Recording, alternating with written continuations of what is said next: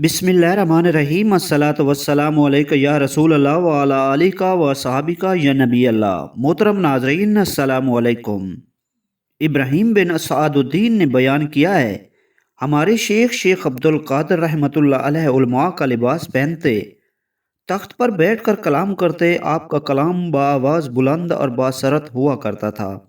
जब आप कलाम करते तो लोग उसे बगौर सुनते, और जब आप किसी बात का हुक्म देते हो तो लोग आपके इरशाद की तामील करते। जब कोई सख्त दिल वाला शख्स आपको देखता तो वो रहम दिल हो जाता। हाफिज इमादुद्दीन इब्न कसीर अपनी तारीख में बयान करते हैं कि महियुद्दीन शेख अब्दुल कादिर बिन अबी साहल जब बगदाद तशरीफ़ ले गए तो आपने वहाँ पर इल्म हदीस पढ़ा और उसमें कमाल हासिल किया। इब्न कसीर कहते हैं कि इल्म फ़िक़्ह हदीस और उलूम हक़ैक़ वाज़ गोई में आप यदुतउल्ला रखते थे। आप नेक बात बताते, बुराई से रोकने के सिवा और किसी अमर में न बोलते। खुलफा, वुज़रा, उमरा, सलातीन, ख़ास व आम को मजलिसों में मिंबर पर चढ़कर उनके रोबरो नेक बात बता देते और बुराई से उन्हें रोकते। जो कोई जालिम को हाकिम बना देता तो आप उसे मना करते। गर्ज आपको राह खुदा के में कदम रखने, खल्क़ खुदा को नेक बात बताने और बुराई से रोकने में किसी से कोई खौफ न था। आप बहुत बड़े ज़हद व मुत्तकी थे। आपकी करामतें और आपके मकाशाफात बाकसरत हैं। रोज़ाना शब को आपका दस्तरखान वसी किया जाता था, जिस पर आप अपने मेहमानों को साथ में लेकर खाना तनावल फरमाते। गुरबा व मसाकिन के साथ आप ज़्यादा बैठा करते। तालिब इल्म आपके पास हमेशा बाकसरत मौजूद रहते। आपकी मजलिस में किसी बैठने वाले को ये गुमान कभी नहीं होता था कि आपके नज़दीक उससे ज़्यादा इस मजलिस में किसी की भी वक़्त व इज़्ज़त है। जो लोग आपके फैज़ सोहबत से दूर हो जाते तो आप उनका हाल दरियाफ़्त फरमाते रहते, उन्हें याद रखते और भूल न जाते। उनसे कोई कसूर सरजद होता तो आप उससे दरगुजर फरमाते। जो कोई आपके सामने किसी बात पर कसम खा लेता तो आप उसकी तस्दीक करते। आपके वास्ते गल्ला अलहदा आप ही के पैसे से बोया जाता था। आपके दोस्तों में से गांव में एक शख्स थे, वो हर साल आपके वास्ते गल्ला बोया करते। फिर आपके दोस्तों में से ही एक शख्स उसे पिसवाते। रोज़ाना 4-5 रोटियां पकवा कर मगरिब से पहले आपके पास ले आते। आप उन्हें तोड़कर जो गुरबा आपके पास मौजूद होते उन्हें तकसीम कर देते और जो कुछ बच रहता उसे आप अपने पास रख लेते। फिर मगरिब के बाद आपका खादिम मुजफ्फर नामी रोटियां लेकर खड़ा होता और पुकार कर कहता, किसी को रोटी की ज़रूरत है? कोई भूला भटका मुसाफिर खाना खाकर शब को यहाँ रहना चाहता हो तो आए और यहाँ खाना खाकर रह जाए। इसी तरह आपके लिए तोहफ़ा तोहफ़ भी आते तो आप उसे कबूल फरमाते और उसमें से कुछ हाजरीन को भी तकसीम कर देते, और हदिया भेजने वाले से भी आपके हदिया की मकाफ़ात किया करते। आपके पास नजराने आते तो आप उन्हें भी ले लेते और उनमें से खाते भी। अल्लामा इब्ने नज्जार अपनी तारीख में लिखते हैं कि जबाई ने बयान किया है कि मुझसे हज़रत शेख अब्दुल कादिर जिलानी ने फरमाया, मैंने तमाम आमाल की तफ्तीश की तो खाना खिलाने और हुस्न खल्क से अफजल बेहतर मैंने किसी को नहीं पाया। अगर मेरे हाथ में दुनिया होती तो मैं यही काम करता कि भूखों को खाना खिलाता रहता। अल्लामा इब्न नज्जार बयान करते हैं कि आपने मुझसे ये भी फरमाया कि मेरे हाथ में पैसा ज़रा नहीं ठहरता। अगर सुबह को मेरे पास 1000 दिनार आए तो शाम तक उनमें से एक पैसा भी ना बचे। आपसे किसी ने पूछा कि आपको ये बात कब से मालूम है कि आप औलिया अल्लाह से हैं? आपने फरमाया, जब कि मैं अपने शहर में 12 वर्ष के सन में था और पढ़ने के लिए मकतब जाया करता था तो मैं अपने इर्द गिर्द फरिश्तों को चलते देखता था, और जब मैं मकतब में पहुंचता तो मैं उन्हें कहते सुनता कि वली अल्लाह को बैठने की जगह दो।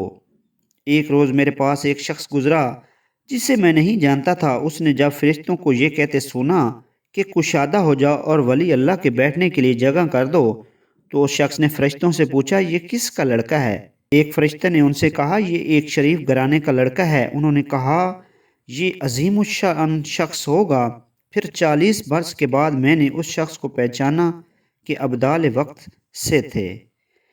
आपने ये भी फरमाया, जब मैं अपने घर पर सगीर सन था और कभी बच्चों के साथ खेलने का शौक करता तो कोई मुझे पुकार कर कहता कि आओ तुम मेरे पास आ जाओ, तो मैं घबरा कर भाग जाता और वालदा मायदा की आगोश में छुप रहता और आवाज़ खलवत में भी नहीं सुनता। شیخ طلحہ بن مظفر بیان کرتے ہیں کہ شیخ عبد القادر جیلانی نے فرمایا، جب بغداد میں نے قیام کیا تو 20 روز تک مجھے کوئی چیز کھانے کو نہیں ملی، اس لیے میں ایوان کسرا کی طرف گیا، شاید وہاں سے کوئی چیز مجھے دستیاب ہو، مگر میں نے جا کر دیکھا میرے سوا 70 اولیاء اللہ اور بھی اپنے کھانے کے لیے کوئی چیز تلاش کر رہے ہیں۔ میں نے اس حال میں انہیں تکلیف دینا خلاف مروت جانا، اس لیے میں بغداد لوٹ آیا۔ یہاں مجھے ایک شخص میرے شہر کا ملا جسے میں نہیں جانتا تھا۔ اس شخص نے مجھے کچھ سونا چاندی کے ریزے دیے اور کہا، یہ تمہاری والدہ مائدہ نے بھیجے ہیں۔ میں فوراً اس ویران محل کی طرف گیا اور ان ریزوں میں سے ایک ریزہ میں نے رکھ لیا اور باقی انہی اولیاء کرام کو جو میری طرح بھی قوت لا یموت تلاش کر رہے تھے تقسیم کر دیے۔ انہوں نے مجھ سے پوچھا، یہ کہاں سے لائے ہو؟ میں نے کہا، یہ میرے لیے میری والدہ نے بھیجے ہیں۔ میں نے نامناسب جانا کہ اپنے حصے کا اپنے لوگوں کو شریک نہ کروں۔ پھر میں بغداد لوٹ آیا اور اس ریزے کا جس نے میں اپنے پاس رکھا تھا کھانا خریدا اور فقراء کو بلا کر یہ کھانا ہم سب نے مل کر کھا لیا۔ آپ فرماتے ہیں کہ جب کوئی مصیبت بھی مجھ پر نہ گزرتی مگر یہ کہ میں اسے نبھا دیتا۔ شیخ ابو سعود نے بیان کیا ہے کہ میں نے حضرت شیخ عبد القادر جیلانی سے سنا، آپ نے فرمایا، میں 25 برس تک عراق کے بیابانوں میں تنہا پھرتا رہا۔ اسی اثناء میں نہ خلق مجھے جانتی تھی اور نہ میں خلق کو۔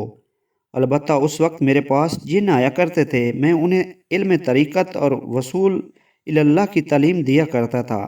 جب میں عراق کے بیابانوں میں سیاحت کی غرض سے نکلا تو حضرت خضر علیہ السلام میرے ہمراہ ہوئے، مگر میں آپ کو پہچان نہیں سکتا تھا۔ پہلے آپ نے مجھ سے عہد لے لیا کہ میں آپ کی مخالفت ہرگز نہ کروں گا۔ اس کے بعد آپ نے مجھ سے فرمایا، یہاں بیٹھ جاؤ۔ میں بیٹھ گیا اور 3 سال تک اس جگہ جہاں آپ مجھے بٹھا کر گئے تھے بیٹھا رہا۔ آپ ہر سال میرے پاس آتے اور فرما جاتے، میرے آنے تک یہیں بیٹھے رہنا۔ اسی اثناء میں دنیا اور دنیاوی خواہشیں اپنی اپنی شکلوں میں میرے پاس آیا کرتی، مگر اللہ تعالیٰ مجھے ان کی طرف سے التفات کرنے سے محفوظ رکھتا۔ اسی طرح مختلف صورتوں اور شکلوں میں میرے پاس شیاطین بھی آیا کرتے تھے جو مجھے تکلیف دیتے، مجھے مار ڈالنے کی غرض سے لڑا کرتے، مگر اللہ تعالیٰ مجھے ان پر بھی غالب رکھتا تھا۔ کبھی یہ اور دوسری صورتوں میں شکل میں آ کر اپنے مقصد میں کامیاب ہونے کی غرض سے مجھ سے عاجزی بھی کیا کرتے، تب بھی اللہ تعالیٰ میری مدد کرتا اور مجھے ان کے شر سے محفوظ رکھتا۔ میں نے اپنے نفس کے لیے ریاضت و مجاہدہ کو کوئی طریقہ اختیار نہیں کیا جسے میں نے اپنے لیے لازم نہ کیا ہو اور جس پر ہمیشہ قائم نہ رہا ہوں۔ مدت دراز تک شہروں کے ویران اور خراب مقامات میں زندگی بسر کرتا رہا اور نفس کو طرح طرح کی ریاضت اور مشقت میں ڈالا گیا۔ چنانچہ 1 سال تک میں ساگ وغیرہ اور پھینکی ہوئی چیزوں سے زندگی بسر کرتا رہا، اور اسی اثناء میں سال بھر تک میں نے پانی مطلق نہیں پیا۔ پھر 1 سال تک پانی بھی پیتا رہا۔ پھر تیسرے سال میں صرف پانی ہی پیا کرتا تھا اور کھاتا کچھ بھی نہیں تھا۔ پھر 1 سال تک کھانا پینا اور سونا چھوڑ دیا۔ ایک وقت میں شدت سردی کی وجہ سے شب کو ایوان کسرا میں جا کر سو رہا۔